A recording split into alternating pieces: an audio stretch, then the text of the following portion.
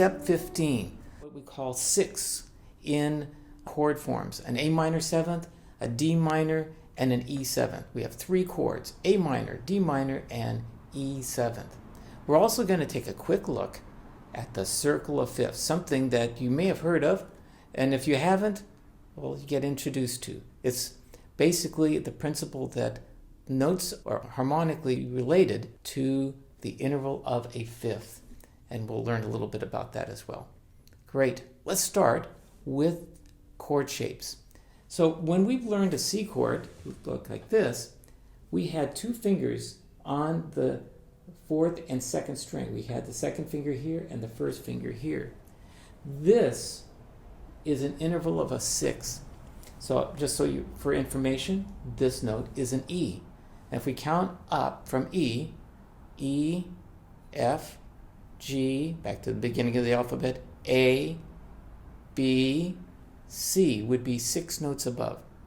Yes? Okay, so E to C going up is 6 notes above. But if I started on C and went up to E, that'd only be 3 notes. So we call that relationship an inversion. So from C to E is a third. We learned about that last week and the week before. And from E to C is a 6th. So there's a sort of principle here. The inversion of intervals is always equal to the sum of 9. Okay, so if I've got a third, the inversion will be a 6th. And if I had a 2nd, the inversion would be a 7th. Yes? If it was a 4th, a 5th. You get the idea. Great.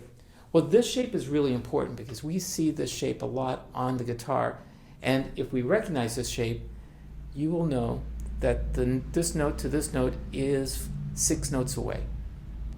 So if I go over here, and I know this note is an A, I know this note is an F. Now let's confirm it. If I count from A to F, will I have 6 notes? Let's see. A, B, C, D, E, F. Yes, 6 notes. So from A to F is 6 notes, and from this note here is an F actually. From F to A is 3 notes. Yes, F, G, A. So this shape here we've now associated with a third. Yeah, that'll be true everywhere, but it changes a little bit when we go to the 3rd to the 2nd string because that string is tuned differently. Okay, so again, we have the note A and the note F, and that is a 6th. We have the note E, and this is a C, and that is a 6th. And I won't tell you all about this, but this is a B, and this is a G sharp. And if we count it up, yes, that would be a 6th. What they all have in common in terms of what we're going to do this week is we're going to play a song that's an A minor, or it could be an A minor 7th, a D minor, and an E 7th. And what I want you to know and recognize is that this shape is consistent in all 3 chords. Okay, so this is an A minor 7th chord, 2nd finger and 1st finger. And you may be wondering, why is it called an A minor 7th? I know this is a little early, but if I count from A up 7 notes, A, B, C, D, E, F, G, G would be the 7th note. And that's what makes it an A minor 7th chord. The note G is in the chord. If I close it up and I put another A down here, I got an A minor chord. But if I lift that finger, I get an A minor 7th chord. And it sounds a little more jazzy. Yeah? Okay. Next chord is a D minor chord. We bring these 2 fingers over a string, put the 4th finger down on the 2nd string, 3rd fret, and strum that from 4 strings. Yeah, that's D minor. And again, we've got our 6 right there. And then the next chord, we're going to go back and forth between A minor and D minor. You may want to practice on first just getting these 2 fingers to go across, parallel movement, and then add the 4th finger. Good way to practice. You want all the fingers to move together and arrive together. And the other chord is going from A minor 7 to E7. This one's not too difficult because you're just taking these two fingers and moving them together over one string. So a good way to practice these chord changes is to first just practice moving 1 and 2 in parallel movement. Yeah? And we have A minor shape, the D minor shape, the E7 shape. And then you only have to remember that when you go to the D minor, you have to add the fourth finger down here to make it a D minor chord. Otherwise, it won't be exactly a D minor chord. Excellent. Let's take a look at a song that uses this. Okay, we're going to begin the song Vals by going through the chord changes and learning how to strum that. Okay, so this is a chord progression that goes from A minor 7th to D minor to G7th to C. So before we do the strum, let's take a look at the chord progression and see if we can observe something. So when you went from your A minor to the D minor, we've already kind of practiced when we just added 4. Now you may have wondered, why not use 3 here? Well, one reason is my third finger now is at an advantage. It's not down here. It can actually be anticipating the next chord, which in this case is going to be a G7th chord. 1 will stay here. These two fingers will move together to a G7. So you can practice going from this chord to this chord. And the one thing you'll notice is that they have one note in common, and that's the note F here. Yeah? Once you practice that, you get to go from G7th to C, and that's a chord change that you have actually practiced, so I don't think you'll have any trouble there. And then after that, you find yourself back with A minor. Okay? So your A minor chord, or A minor 7th chord, whichever you prefer, is going to be the first chord, then D minor, then G7th, then C. Okay, now that we've gone through the chord changes, let's take a look at the strum. That's going to stay consistent all the way through. That's going to be down, down, up, down, down, down, up, down. Okay? So A minor, ready, down, down, up, down, down, up, down. D minor, G7, C, A minor, D minor, E7, and A minor. Let's do that again.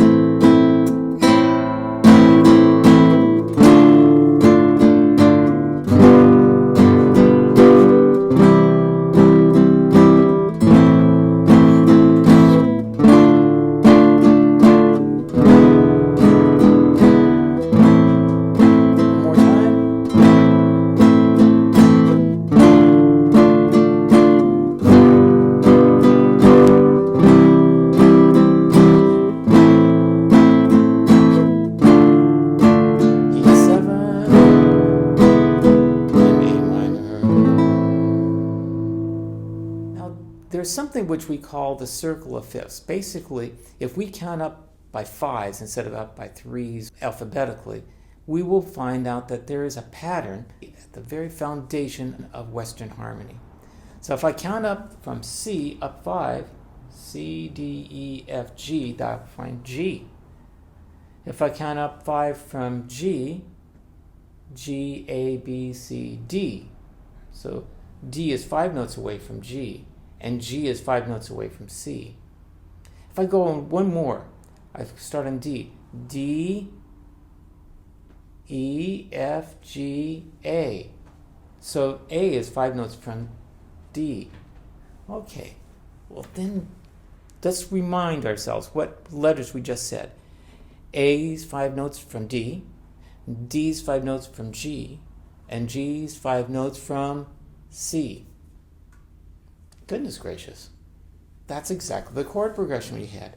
A's 5 notes from D, G's 5 notes from C, and that's the basic principle harmonically of the circle of fifths.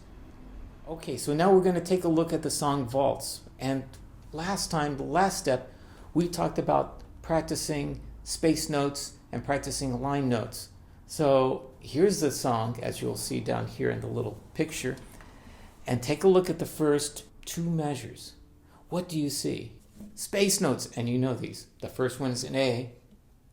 Next one's a S, yeah. And the last one's a, yes, E. So we have A, C, E.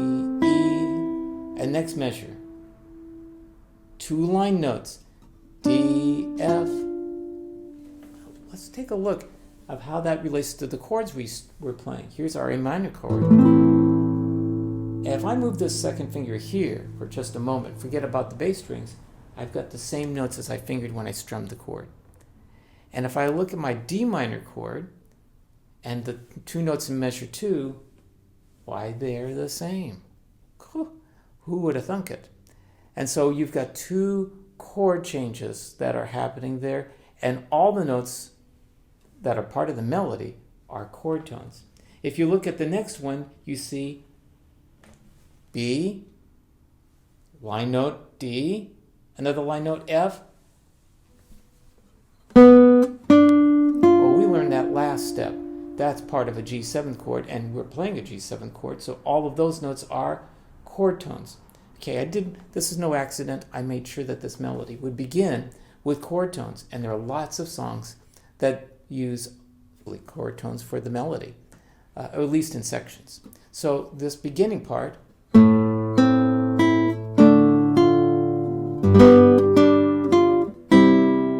is very helpful. Okay, I'm not going to go through the whole song this way because I want you to have fun being able to just figure it out for yourself. But if you look at the variation, you're going to notice that the variation is composed of 8 notes. And if you compare measure 1, of which we just played, to measure 1 of the variation, you'll notice that the variation does this. The melody in the variation is mostly a scale. And at the very end, you'll notice that it skipped a note, went from E to G. Okay, hopefully that didn't trip you up too much. But if you recognize that, you'll know, maybe, why did I do that? I could have just gone up to F. But I've got an A minor chord, and if I play a G, it's kind of like an A minor 7th chord, because there'd be a G in there. Let's listen to the difference between the two. With the G. And the next measure, it kind of does the same thing as in the second measure and the theme, but it reversed it, and we have a little scale pattern. So what we have in this variation is filling in some of the notes that were between the chord tones and changing the order of some of the notes. So have fun playing through the theme. It's really quite beautiful and nice. And also study the variation. And after you get comfortable with it, branch out on your own. See if you can change the order of some of these notes. For instance, you don't have to do anything as fancy as the 8 notes, but if you took a look at the theme of our piece here, the Vals, and you reverse the order in the melody, and instead of going, that you went the other way,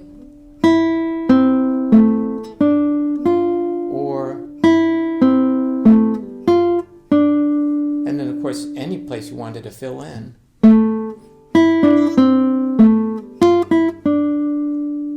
You get the idea. Okay, I'm going to play the chord progression and invite you to play along with me. I'll try to keep the tempo slow, but that'll give you a chance to practice the piece with me. So very slow, and then upon repetition you can practice maybe the variations. So it's going to be about down, up, down, up, down, up.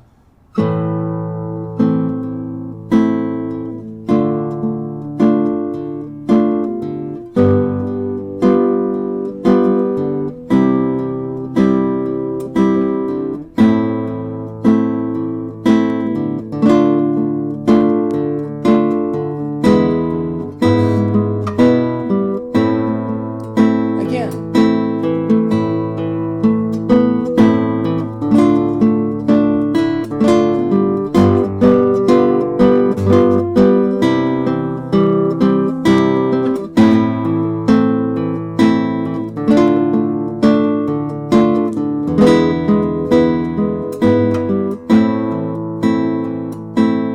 Faster. 1, 2, 3.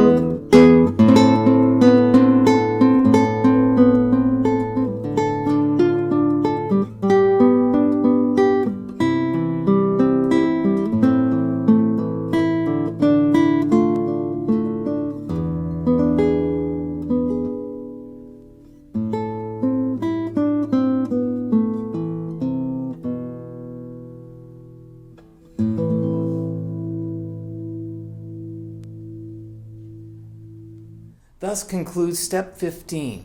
So we covered a lot this time. We added chords, A minor, D minor, G7, and C was part of the progression which followed the circle of fifths.